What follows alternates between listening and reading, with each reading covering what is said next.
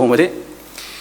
Kata Syekh Idris, kata Mujahid, dan telah ditanya orang akan Ibnu Abbas radhiyallahu anhuma daripada hukum seorang yang berbuat ibadah, siang hari ia puasa dan malam ia berjaga dengan sembahyang dan zikrullah, tetapi tiada datang sembahyang Jumaat dan tiada datang berjamaah, apakah hukumnya?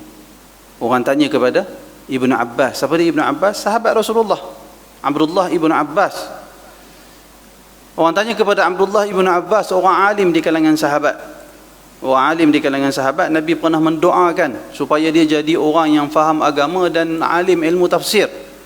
Dengan Nabi baca kepada dia, Allahumma faqihhu fid din wa 'allimhu ta'wil. Lalu orang tanya kepada Ibnu Abbas, apa hukum seorang rajin sembahyang pada malam hari, rajin berpuasa pada siang hari, rajin zikrullah, akan tetapi tidak datang menunaikan salat Jumaat, sebut di sini. Tidak datang menunaikan sembahyang Jumaat dan tidak datang juga menunaikan salat berjamaah di masjid. Apa hukumnya? Kata Abdullah, maka jawab Abdullah Ibnu Abbas radhiyallahu anhu, ialah orang yang diseksa di dalam neraka. Dialah orang yang diseksa di dalam neraka. Riwayat ni Syekh Idris tak sebut, tapi sebenarnya ada dalam At-Tirmizi. Ada di dalam Al-Jami' At-Tirmizi. Ada di dalam Jami' At-Tirmizi.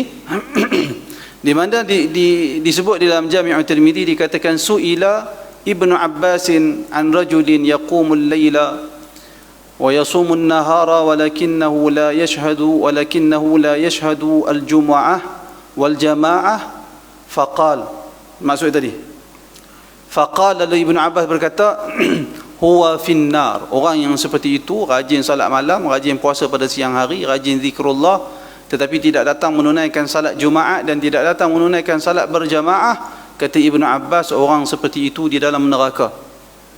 Riwayat ini diriwayatkan antaranya oleh Al-Imam At-Tirmizi rahimahullah. Akan tetapi Al-Hafiz Al-Munziri berkata, setakat saya makan saya tadi ni, Al-Hafiz Al-Munziri berkata mauquf ala bani Abbas. Riwayat ini hanya sekadar pandangan Abdullah Ibnu Abbas radhiyallahu anhu. Bahkan Syekh Aiman Salih, orang yang buat tahqiq kepada Jami' At-Tirmizi, dia berkata sanad riwayat ini dhaif, sanad dia dhaif, lemah. Sebab kalau kita kata mauquf pun susah juga, disebabkan dia telah memberi ancaman neraka. Akan tetapi wallahu taala alam, sebahagian ulama mentakwilkan maksud perkataan Ibnu Abbas, dan takwilan itu disebut oleh Syekh Idris dalam kitab ni. Kita tengok apa kata Syekh Idris. Maka perkataan Ibnu Abbas itu telah berkata ulama berhajat kepada takwil, yakni berhajat kepada dibina kefahaman yang bukan seperti zahir teks. Secara zahir yang kita faham, siapa yang tak datang salat Jumaat, siapa yang tak datang salat berjamaah, dia duduk dalam neraka. Itu zahir riwayat. Tetapi apabila riwayat itu nampak seperti bertentangan dengan riwayat-riwayat yang lain, terutamanya dalam masalah tak hadir salat jamaah, kalau dapat ancaman neraka, nampak macam dia tak tally dengan riwayat-riwayat yang tidak memberi ancaman. Riwayat yang menunjukkan salat berjamaah itu hanya lebih utama dari salat bersendirian, seolah dia bertentangan. Jadi riwayat Ibnu Abbas itu perlu ditakwilkan, dalam erti kata tak boleh difaham secara zahir yang terkandung di dalam teks, yang ada di dalam teks, pada teks, melainkan kita mesti ada maksud lain. Itu nama takwil yang dimaksudkan di sini. Perlu ditakwilkan, kata ulama, kata Syekh Idris, iaitu apa dia cara kita takwilkan dia, apa dia cara kita faham hadis itu, iaitu imma sembahyang jemaah itu fardu ain, maka tiada datang berjamaah, maka berdosalah ia. Pertama, mungkin kita boleh faham betul-betul siapa yang tak hadir salat jemaah tu dia berdosa, kerana salat jemaah fardu ain. Kalau kita nak faham salat jemaah fardu ain, dan apabila berdosa maka diseksa di dalam neraka. Itu kefahaman pertama yang boleh difahami. Fahaman yang kedua yang disebut sebagai takwil tadi ni, ataupun seperti takwil Mujahid yang akan datang ini, ataupun kita ambil pandangan takwil Mujahid. Wallahu ta'ala alam. Fahaman yang pertama tadi ni, setakat yang saya faham, tak dinamakan takwil. Pandangan yang pertama itu adalah pandangan yang zahir pada teks. Pandangan pertama yang kata wajib tadi kan, dia pandangan yang zahir pada teks. Pandangan yang takwilnya adalah ni perkataan Mujahid. Tengok kata apa dia kata dia. Kata Abu Isa, Syekh Idris menukilkan perkataan Abu Isa, telah berkata Mujahid. Ini takwilan kepada riwayat Ibn Abbas. Kalau kita terima riwayat tu, apa takwilan dia? Bermula makna perkataan Ibn Abbas itu ialah seorang yang tiada datang berjamaah dan berjumaat kerana benci daripadanya, raghbatan anha. Perkataan Mujahid kata riwayat Ibn Abbas tu kalau kita terima, dia membawa maksud orang yang tak hadir berjamaah kerana tak suka dengan salat berjamaah, dan mempermudah-mudah dan meringan-ringankan hukum Allah dan memperhinakannya. Buat apa salat Jumaat bukan dapat rezeki pun, buat apa salat berjamaah bukan tambah rezeki pun. Percakapan-percakapan yang seperti ini ada unsur menghina hukum hakam syarak. Benda ni ada pada sebahagian masyarakat kita, bukan hanya sekadar pada salat jemaah, bahkan sebahagian orang tudung, pakai tudung pun tapi perangai tak elok. Dia hina orang ke dia hina pakai tudung? Kadang-kadang orang perempuan kita kata, pasal apa hang tak tutup aurat? Tengok orang pakai tudung tu perangai pun tak elok.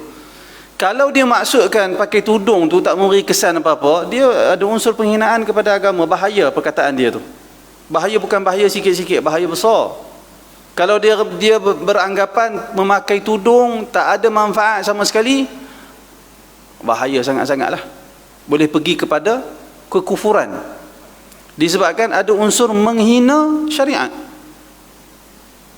Tapi kita tak boleh hukum terus. Kalau orang cakap macam tu, kita kena habaq, hang maksud apa ni? Hang tak tengok balik perkataan hang tu. Bahaya perkataan hang tu, hang hina agama. Dia kata aku bukan hina pakai tudung, aku hina tu orang yang pakai tudung tu, pakai je tudung tapi perangai tak elok, burukkan nama orang pakai tudung. Tu tak apalah. Tapi kalau menghina, beranggapan memakai tudung tak memberi kesan kepada seorang, sia-sia, tak ada manfaat, pemakaian tudung tu tak ada manfaat, cakap dia tu bahaya. Cakap dia tu bahaya. Maka riwayat Ibn Abbas difaham sebegitu.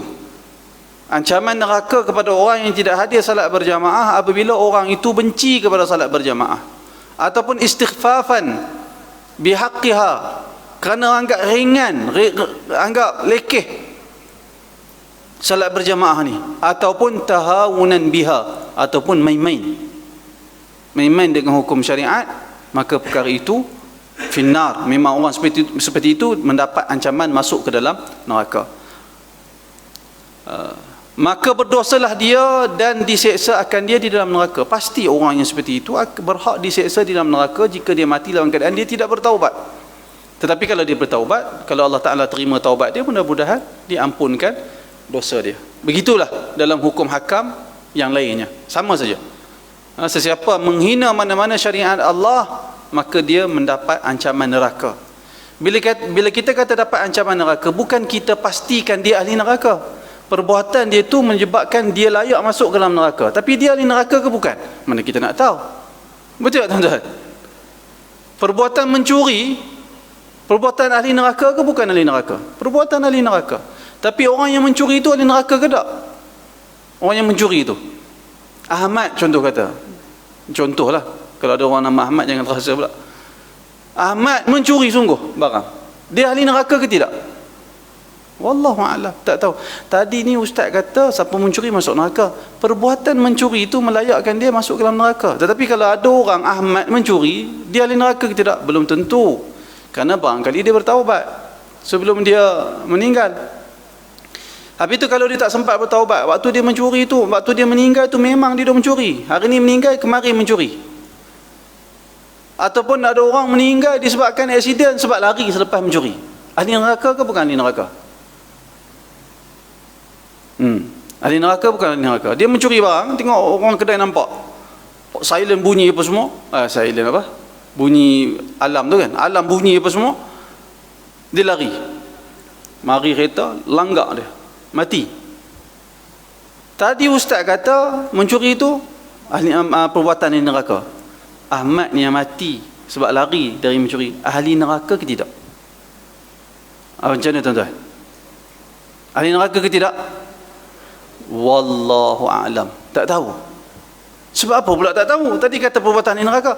Dia kalau mari dekat individu, hukum dia berbeza. Dia ada hukum umum. Awal tadi ni kita habaq secara umum. Ada pun mari individu, dia tak sama. Sebab apa tak sama? Dia Muslim. Barangkali dia mencuri kerana lapar, kerana terdesak. Ada keampunan di sisi Allah Subhanahu Wa Taala. Barangkali dia mencuri, betul dia saja minat mencuri, tetapi barangkali dalam pada waktu yang lain dalam hidup dia tu, dia ada buat kebaikan yang cukup banyak. Barangkali juga tolong orang sebagai contoh. Habis itu dia ahli neraka. Kita tak tahu urusan neraka kepada Ahmad yang mencuri tadi tu, hak Allah Subhanahu Wa Taala. Yang ni orang Islam kena faham betul-betul.